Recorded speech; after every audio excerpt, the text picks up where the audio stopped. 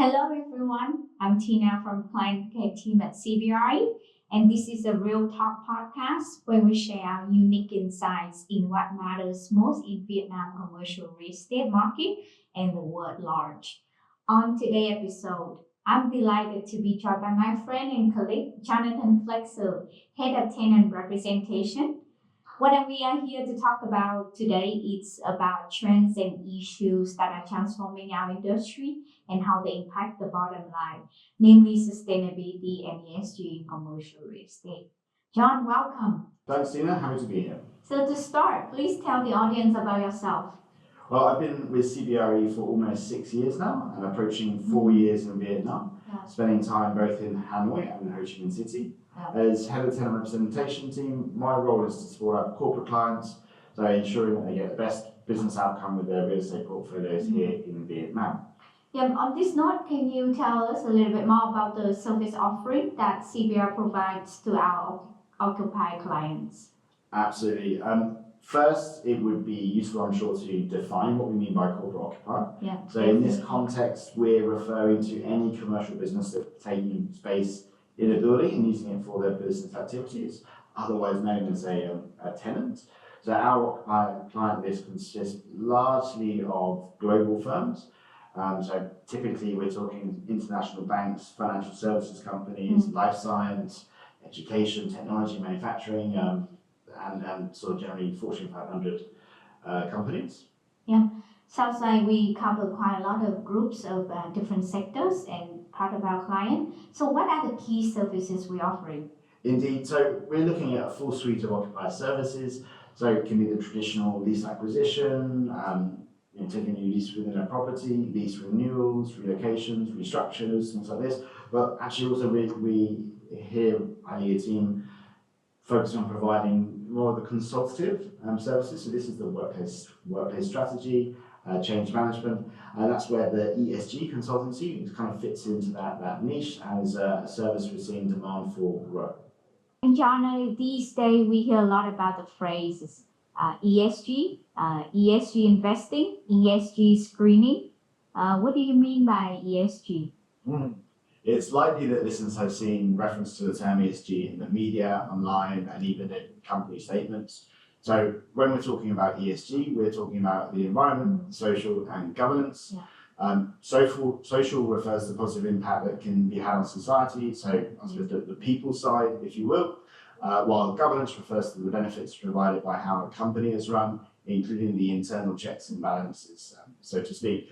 But in this particular episode, we'll be zooming in on the E in ESG. So as we said, that stands for the environment. So environmental issues are high on the agenda for governments and industries worldwide. We can see that these issues have been argued to pose the greatest threats to people and businesses. In recent years, the media has covered this with increasing frequency, such as climate change events and other things. So these adverse weather events have had a devastating impact on lives across the world, and we can kind of see that there's an ever-increasing price tag for the cleanup operations afterwards. Indeed, I think Vietnam itself is clearly not immune to these events and challenges.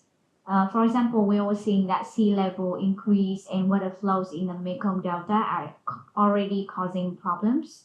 And we also have seen an increase in the frequency and impact of coastal storm in Vietnam.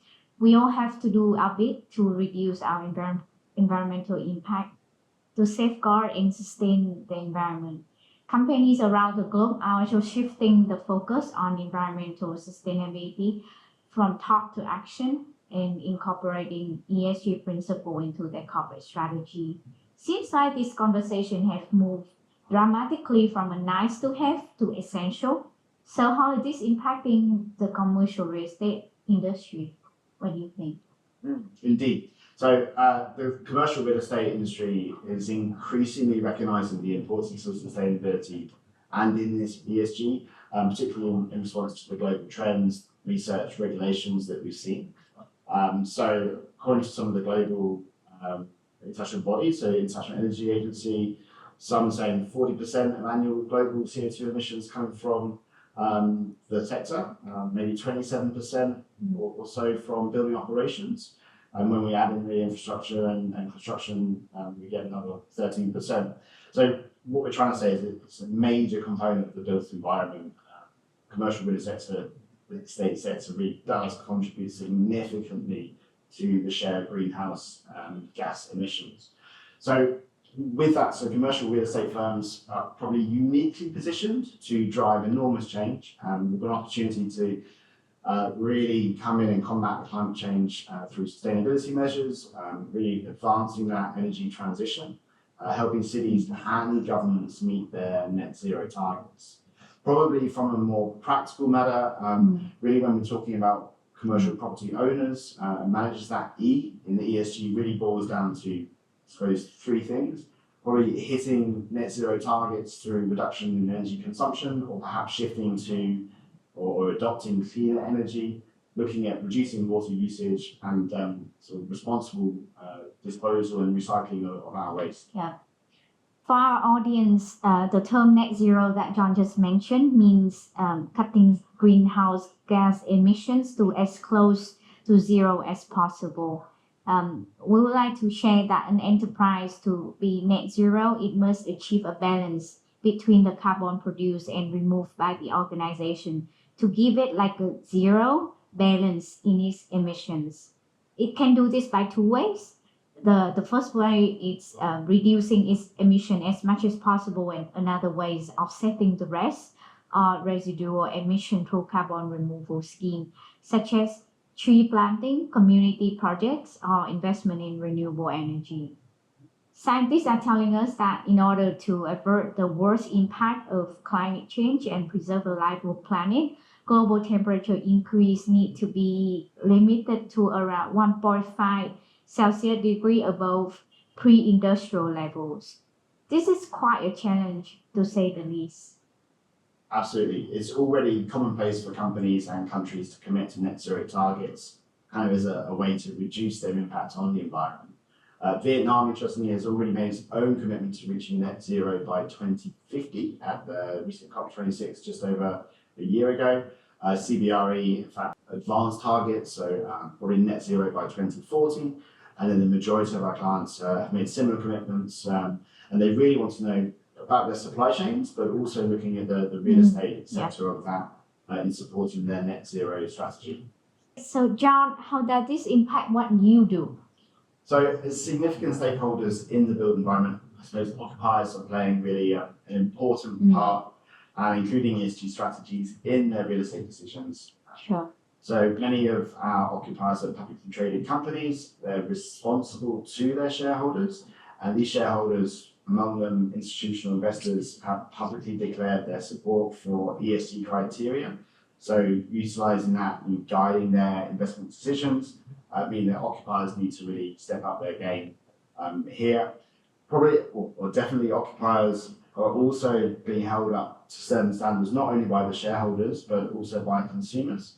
Consumers are quite clearly voting with their feet as the world moves increasingly towards this awareness, and we can really start to see that impact. And we've seen much of it already. Global companies have already set net zero targets, some of which are really quite aggressive. Delaying action will probably not be helping them there. Yeah. What can occupier actually do about this? So the easy win really is to review the real estate portfolio. So with that, we can sort of look at analysing the building, but this could potentially be difficult. You need to work with building owners, collecting necessary data, and then running it through whatever model it is that you want to get an output. The probably more straightforward way is selecting buildings that meet the criteria and have been certified. So it has some kind of green building certificate, and that could be LEED, Green Mark, or even in Vietnam, we have a homegrown one, which is called Lotus. So in order to receive these certificates, buildings must demonstrate they contain features that reduce energy consumption, water use, and that generally are less damaging to the environment. You mentioned LEED, L-E-E-D. What is it? So LEED stands for Leadership in Energy and Environmental Design, and it's probably one of the most widely used green building rating systems in the world. It's actually from the US Green Buildings Council. It's available for all building types and provides we are a framework looking at health, efficiency, cost saving within a building. Are these certified green buildings exist in Vietnam? Yep, certainly. They're here in Ho Chi Minh City and in Hanoi. In fact, we're seeing a real shift in Vietnam. Companies starting to place requirements to hold a certification high on an occupier checklist. So when looking for office buildings, definitely is that. Clearly, we can see the sort of other benefits both asset owners and tenants can really enjoy. So attracting and retaining talent is pretty important. And as we've seen, people are also, so not only consumers, but people are also looking as an employee about a company's green credentials. So what impact on a positive side are they having? So it's really, really, really important. And attracting talent through health and well-being strategies is definitely there. Thank you. All right.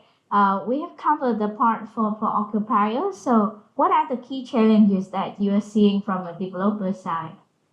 So common worries, challenges we're seeing surrounding the sort of development of sustainable buildings probably include the upfront costs to develop, whether that's looking at upgraded MEP systems, window glass, things like this. Of course, also there's the retrofitting, so there's concerns on the cost involved, but also the time taken to then recoup that investment, so what's the return on the investment, and of course disruption during the upgrades. Having said this, despite these hurdles in changing operational strategies, there is prioritization of sustainability, and it does remain business imperative. There's a lot of benefits to it. So benefits looking at creating competitive advantage for developers who do it, looking at future-proofing assets, and also prepping for a complex landscape of net zero commitment, all the new regulations, the reporting requirements, all these incentives over local, national, and global level as well. So really to benefit from what's coming, and there are big changes coming, so better to be prepared than not. Great to hear that from a developer side. Indeed, I also personally working with some regional players which have ESG very high on their agenda, especially on the new development. Are you also seeing similar trends like that in Vietnam? Yeah, and actually, so a lot of the regional developers are actually here, and they do, as you said, green development is on top of very high up on their agenda. And there are reasons for that. In fact, globally, CBRE recently carried out some research which showed a clear green premium. So with that, there was, I think it was 18% higher occupancy rates for certified buildings than sort of non-buildings. Wow, 18%. Yep, and even a rental premium of, I think it was up to 8% on top of that. So, there's a clear green premium.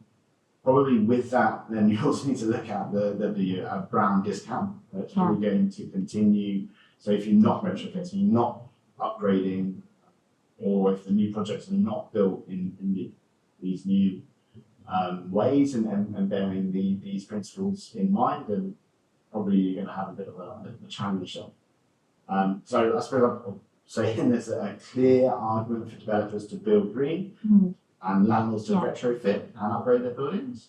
In fact, I was reading an article on Bloomberg, I think, earlier this year. There's one London landlord that's been very vocal in betting there's going to be a serious repricing of the market for the sort of the greenest of buildings. Whether that happens in Vietnam, I don't think it would, but certainly we're seeing a lot more activity and a lot more interest in the market. Actually, here in Vietnam, CBRE Vietnam does have the ESG capability. We can support and provide solutions to our occupier and investor client to meet their ESG targets. We're actually also working with the regional team in Singapore and actively working on many projects with key clients in Vietnam. That's right. So looking at where we support, so from an occupier side, it can be looking at portfolio reviews, looking even to office fit outs and things like this, making sure that they get their lease certificate or well certificate. From the developer side, absolute certification buildings, but also looking at that strategy piece and really where the developer wants to be, whether it's upgrading, whether it's new developments, things like this, and really that net zero assessment end to end of all of our clients and where it needs to be. So a bit of a plug from us. Please do reach out to us and start that conversation. And looking forward to working and helping you on that. And that brings us to the end of the episode today. On behalf of the Real Talk team, I would like to thank John for joining the show today. Thanks very much, Tina. And especially a big thanks to our audience for tuning in and listen to the podcast. Please remember to find us on Spotify and follow to receive the latest podcasts. Thank you again and goodbye. Goodbye.